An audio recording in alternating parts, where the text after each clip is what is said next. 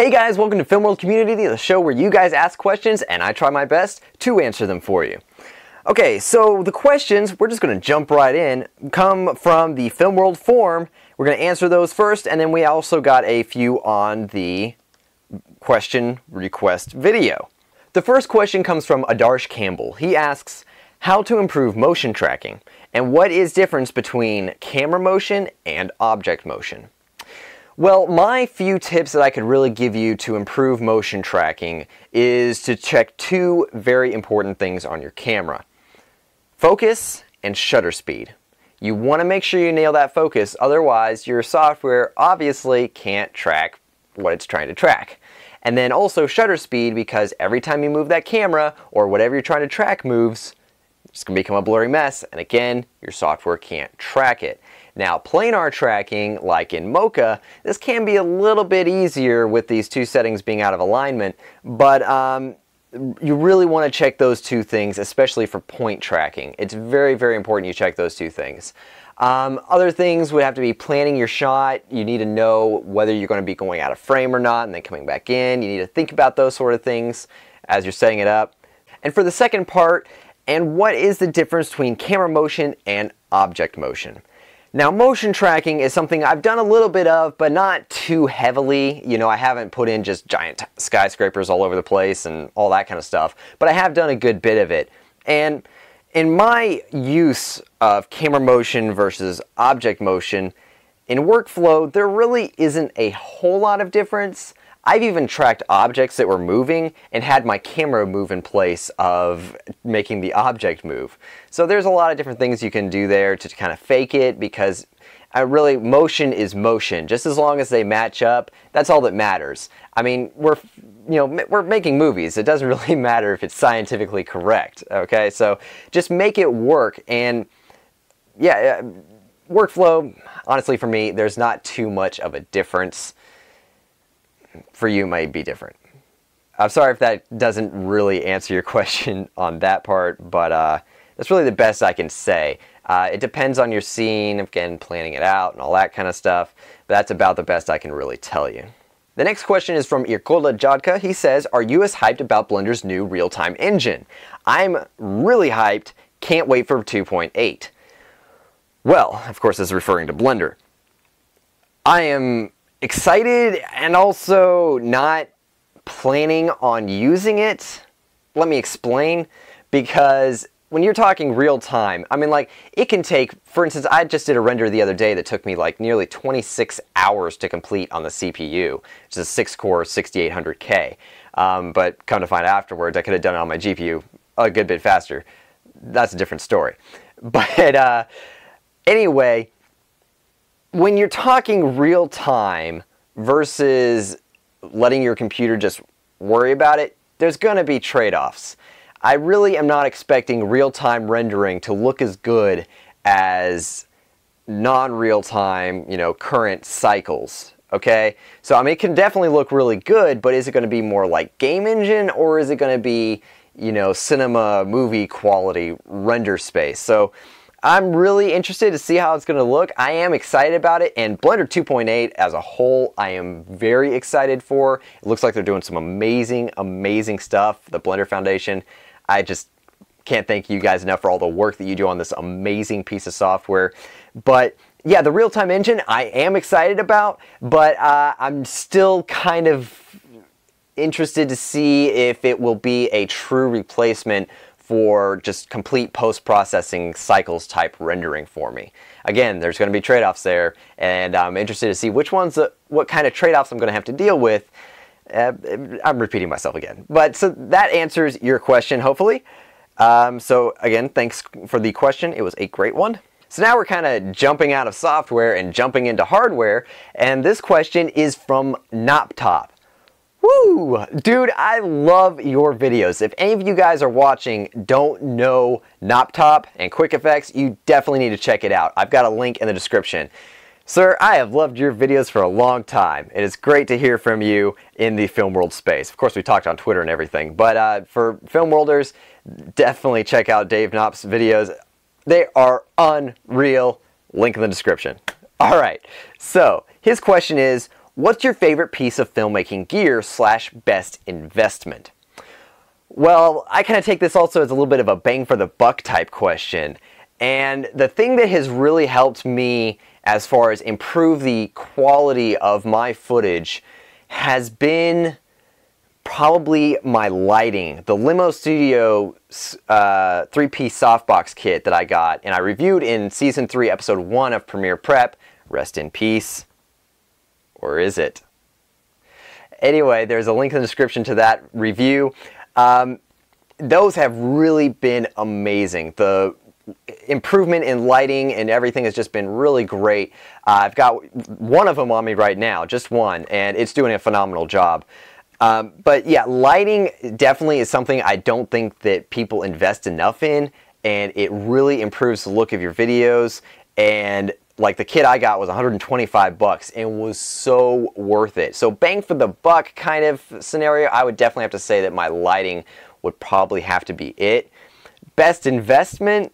Well, of course you could say your camera, you could say your audio gear, all these things I'm getting ready to upgrade, but so currently my best investment might have to be my desktop that I just built. Build video coming very, very soon, because I splurged a little bit, built a really nice one, 6800K processor, 1060 graphics card. Again, build videos coming, it's really cool. But so that'd probably have to be my best investment, but it probably wasn't the best bang for the buck now that I think about it. But so yeah, my favorite piece of filmmaking gear, I'm just gonna have to probably stick with the lights. It's a very, very important investment and one that I think people really should spend a little bit more time investing and spending their time to learn.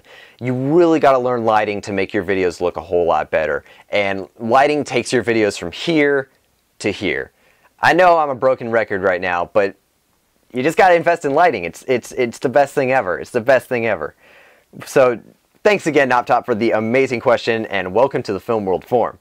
So the next question is from Nicholas Hamilton. He asks, who is your favorite Doctor Who villain? Ooh, now this is a tough one because there are so many that I just love. Man, Doctor Who is one of the best TV shows, I think, of all time, really. It's definitely up there within probably the top 5 best TV shows of all time. And they have got some good villains. They do not skimp on those.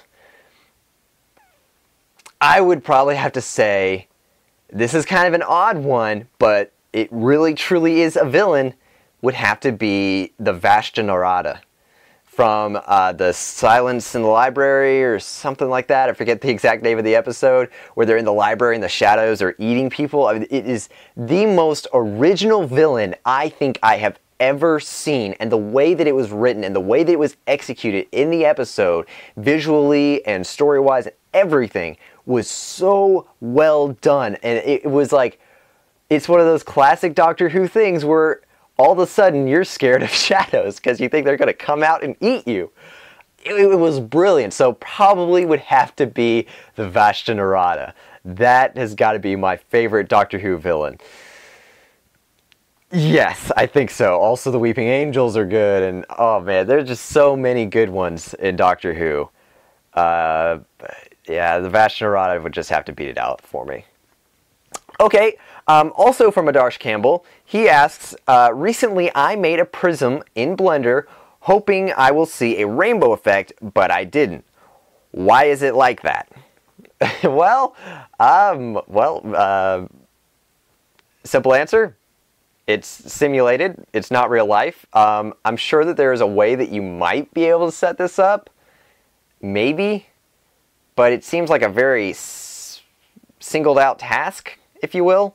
But of course there are definitely ways you can fake this. One would have to probably be multiple pass layering. Make a pass for the rainbow, make a pass for the prism itself, and make a pass for the light going in. And you could of course composite all this together. That is if you're doing camera movement. Otherwise you could do things a little bit simpler. Yeah, that's really what I would have to say would be the best way to achieve this effect, is to do multiple passes and stuff like that to get the prism effect after the fact. I really can't think of a way that you could set up a full prism effect right within Blender. That is a tough question. I do actually wonder if you really could set that up. You got me thinking now, Adarsh. Thank you. Thank you. I like thinking. Okay. Next question is from Ace the Dolphin Guy. He says, if you had an opportunity, would you consider participating in a play or some theater work, acting, behind the scenes, directing, etc.? Well, absolutely, for the quick answer. Also, I'm kind of already there with a film group and personal short films and all that, you know, acting, directing, and behind the scenes, all that's kind of worked into it. Also, Premiere Prep obviously is a great little thing there. And with action, you're going to see that there's a lot that I'm also doing as far as short films go. Again, my scheduling is a little bit hard right now. That's why there hasn't been a whole lot of action. Most of it's due to my full-time job, which I am a TV director at a local TV station. And that is also within the directing thing that you're talking about here. It's a little bit different in the TV world. Any area of filmmaking, I want my hands in, and I'll take any opportunity that I can get. So whether it's my film group or professionally at work or freelance work, things like that, I definitely will take those opportunities. So great question, Ace the Dolphin Guy. Thank you very much. Ose, let's get into the next question. And so the next question comes from, sorry if I butcher this, C. Michael Serger, I believe that's how you pronounce it. He asks, how should I get people to see my YouTube tutorials? Any ideas? Also, what's your favorite Star Wars movie? Alright, so first part first, YouTube videos. Now, first off, of course, is content. You've got to have good content, otherwise people have absolutely no reason to watch your videos. Also, building a fan base. For me, that has been very important, and the fan base has been absolutely phenomenal. It's been one of the best parts about having Film World, and you really want to build that fan base also for a strategic reason, because they're the ones who will promote you most. They'll give you the likes, they'll give you the comments, they'll share your videos, and sharing the videos is the most important thing, or one of the most important things. So, anybody watching want to share Film World videos? There you go. But anyway, so it's very important to get a interactive community behind your channel. Give them something to share for. It comes back to content. So that's really the best advice that I can give you. It's come through my experience with Film World, which was a lot of trial and error so far, and some successes and failures, and that's really about the best that I can come up with to give a quick brief explanation of my advice to you for your channel. Content and community. That's a lot of it. And again, creative titling and thumbnails also is a big part of it as well. There's a lot of factors and some really great videos out there for you. Definitely check out some other people like Daryl Ives. I know has some really good ones. Definitely check out his channel. Really great. I think he is one of the marketing managers or something like that for the Piano Guy, so he's really good. So Daryl Ives, definitely check him out. But that's really about the best I can do for that. I hope that answers your question. Definitely check out his YouTube channel, and that should really help you there. Also, what is your favorite Star Wars movie? Let's move on to that part. With the light of the new Star Wars movies that have come out as of late, there has been some new things I like. Star Wars 7 was a disappointment. Go ahead and get mad at me in the comments. I don't care. But Rogue One was absolutely amazing. But I still love a lot of the originals. It's hard with the Star Wars movies because I love them all. But it's hard to beat some of the originals. But Rogue One was so amazing. I would probably have to say Empire Strikes Back. And that's a lot of people's favorite, so I might be a little cliche there, but it really was just an amazing movie, and I just absolutely loved it. So I would have to say The Empire Strikes Back. That's my favorite Star Wars film. So thank you for that question. And really, just keep them coming, guys. That's it for the forum questions. That is the best place to ask your questions. And again, stay up on the Film World forum. There's so much interaction going on. We can create new conversations. There's different subjects that we can talk about. It's really, really awesome to have the Film World forum going. Definitely keep sharing things there and just creating conversation, asking questions if you have dilemmas, see if people can help you out and things like that. And again, Film World community is a great outlet through the forum. So definitely check out the Film World forum, filmworldchannel.com/forum. There you go. All right, so now let's get to comments from the YouTube video. Okay. Ryan Film 7 says, "You got a new PC!" Exclamation mark. So it's not a question, but I thought I'd mention it. And yes, it is a great PC. The build video is coming very, very soon. A lot is coming very, very soon. More to come on that subject very soon in the future. I'm about to release a trailer. You'll see when that gets released. So anyway, yes, I did get a new PC and it's stellar. Just leave it there. There's more to come in that subject. And the last question is from QJR. He says, "What is your top 3 favorite war movies?" Okay, so there are a lot of good ones, and basically to top off the list, I would probably have to put Saving Private Ryan. I'm kind of a sucker for some good World War II movies, and that one is probably my favorite. And if you can include Band of Brothers along with that, go right ahead. They fit in right together, and it's amazing. So yeah, it would probably have to be Saving Private Ryan, number 1. Going a little bit more modern would probably have to be Black Hawk Down. That was really, really good. And then number 3, who's going to make the top 3? It's so hard because there's so many good ones.